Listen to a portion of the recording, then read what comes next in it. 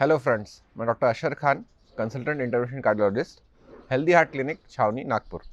और ये हमारा यूट्यूब चैनल है जिसके द्वारा हम हार्ट और हार्ट की बीमारी के बारे में जानकारी देते हैं। यदि आप हमसे जुड़ना चाहते हैं तो हमारे चैनल को सब्सक्राइब कीजिए और बेल आइकन पर क्लिक करके नोटिफिकेशन ऑन करें।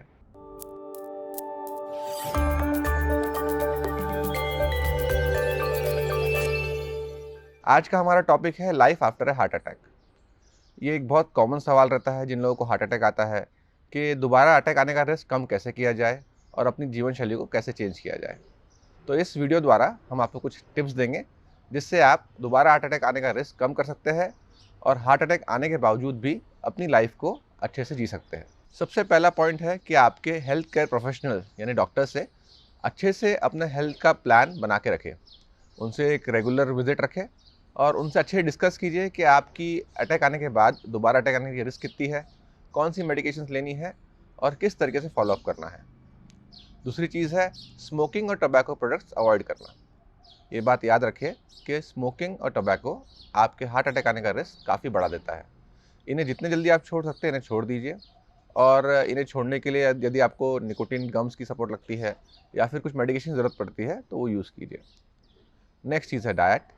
आपका डाइट आपके हार्ट के लिए बहुत इंपॉर्टेंट होता है।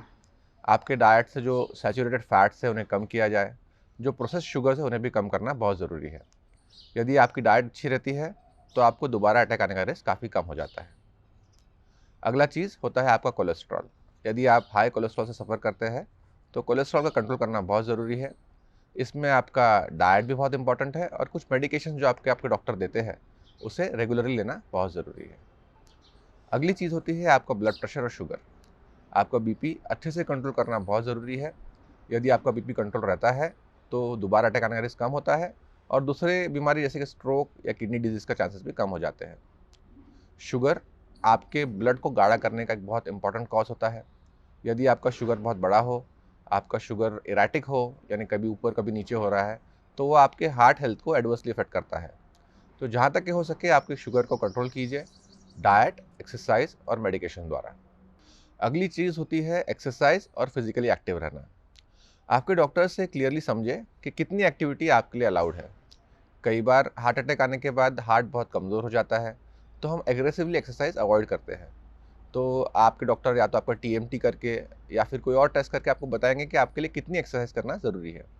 यूजुअली यदि हार्ट का पावर अच्छा हो तो पेशेंट्स को हम 40-45 मिनट्स लाइट एरोबिक एक्सरसाइज रोज़ हफ्ते में 5 दिन एडवाइस करते हैं। यदि आप इतना कर पाते हैं तो आपका हार्ट हेल्थ इंप्रूव होगा और दोबारा अटैक आने का रिस्क काफ़ी कम हो जाएगा। एक और बहुत इंपॉर्टेंट फैक्टर होता है स्ट्रेस। यदि आपको मानसिक तनाव है और स्ट्रेस है तो ये आपकी हार्ट हेल्थ को एडवर्सली इफेक्ट करता है। तो ये ज़रूरी है कि आप अपना स्ट्रेस कम करें। कई बार योगा या मेडिटेशन से स्ट्रेस को काबू में किया जा सकता है। अगली एक बहुत इंपॉर्टेंट चीज़ होती है स्लीप। हम यूजुअली एडवाइस करते हैं कि जो हार्ट के पेशेंट्स रहते हैं उन्हें 7 से 9 घंटा नींद मिलनी चाहिए। जो स्लीप का पीरियड रहता है उसमें हार्ट की रिकवरी अच्छी होती है। यदि आपका स्लीप पैटर्न डिस्टर्ब्ड है तो आपके डॉक्टर से डिस्कस करें और उसे रेक्टिफाई करें। अगला पॉइंट होता है आपका वेट को कंट्रोल रखना। यदि आप ओवरवेट है तो आपकी बॉडी को हार्ट अटैक आने का रिस्क बढ़ता है और ओबेसिटी यानी मोटापे पे कंट्रोल करना बहुत ज़रूरी होता है। ये आप एक अच्छी डाइट और एक्सरसाइज प्रोग्राम से कर सकते हैं और ये आपकी हार्ट हेल्थ के लिए बहुत बहुत इंपॉर्टेंट है। उसके बाद आता है अल्कोहल लिमिटेशन।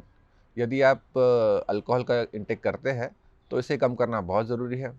अल्कोहल आपकी बॉडी को एक्स्ट्रा कैलोरीज देता है जिससे वेट बढ़ता है और आपकी हार्ट रेट और हार्ट रिदम पे भी इफेक्ट करता है। तो इसे जहाँ तक के हो सके अवॉइड करना चाहिए। उसके बाद इंपॉर्टेंट चीज़ होती है मेडिकेशन। आपको यदि एंजियोप्लास्टी की गई है या बाईपास किया गया है तो कुछ दवाई दी गई है जो खून को पतला करती है। इस दवाई का पहले 6 महीने से 1 साल सेवन करना बहुत इंपॉर्टेंट रहता है और इसे रेगुलरली लेना चाहिए।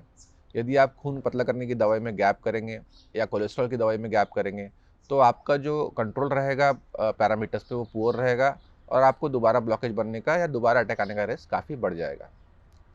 अगली चीज़ होती है कि आपके सिम्टम्स को मॉनिटर करना। रेगुलरली अगर आप एक्टिव रहेंगे तो आपको पता रहेगा कि आपकी फिजिकल एक्टिविटी कैसे चल रही है और आपकी बॉडी कैसे रिस्पॉन्ड कर रही है। यदि आपको जो पहले 100 मीटर चलने में तकलीफ नहीं होती तो अब 100 मीटर चलने में सांस फूल रही है या सीने में भारीपन आ रहा है तो ये आपके डॉक्टर को बताइए। अगर आप आपके सिम्टम्स को रेगुलरली मॉनिटर करें तो आप बीमारी जल्दी पकड़ सकते हैं, उसे जल्दी करेक्ट कर सकते हैं। साथ ही साथ आपके डॉक्टर से डिस्कस करके कुछ मेडिकेशन बढ़ा के इसे कंट्रोल में लाया जा सकता है। अगला पॉइंट होता है फॉलोअप। आपके डॉक्टर से रेगुलरली फॉलोअप करें। रेगुलर फॉलोअप बहुत इंपॉर्टेंट होता है, क्योंकि हार्ट हेल्थ को हमें रेगुलरली मॉनिटर करना पड़ता है। आपके ईसीजी, आपके इको द्वारा डॉक्टर को काफ़ी जानकारी मिलती है कि आपका प्रोग्रेस कैसा हो रहा है। साथ ही साथ कुछ ब्लड पैरामीटर्स होते हैं, जैसे कोलेस्ट्रॉल का लेवल, शुगर्स का लेवल, जिससे हम देख के समझ पाते हैं कि आपका बीमारी पे कंट्रोल कैसा है, और यदि वो बिगड़ रहा है तो उसे करेक्ट किया जा सकता है। उसके बाद आता है कि आपको आपकी रिकवरी में बहुत प्रोएक्टिव रहना पड़ता है। आपको आपकी रिकवरी में खुद से इनिशिएटिव और मोटिवेट होकर काम करना बहुत ज़रूरी है। यदि आपको लगता है तो एक सपोर्ट ग्रुप ज्वाइन करें, जिसमें आप जैसे ही हार्ट पेशेंट्स अवेलेबल हो, और उनके एक्सपीरियंस से शेयर करके आप अपनी खुद की हेल्थ इंप्रूव कर सकते हैं। लास्टली सीपीआर सीखिए। आपको और आपकी फैमिली को ज़रूरी है कि सीपीआर कैसे किया जाता है, ये आना चाहिए। यदि कुछ इवेंट होता है या कार्डियक अरेस्ट होता है, जो एक पॉसिबिलिटी होती है हर कार्डियक पेशेंट में, तो सीपीआर उनकी जान बचा सकता है। तो इस तरीके से ये कुछ पॉइंट्स हैं जो हर कार्डियक पेशेंट्स को आने चाहिए और समझना ज़रूरी है। यदि आपको इस टॉपिक को लेके कोई भी सवाल है तो आप कमेंट सेक्शन में लिखिए, मैं उसका अवश्य जवाब दूँगा। Thank you.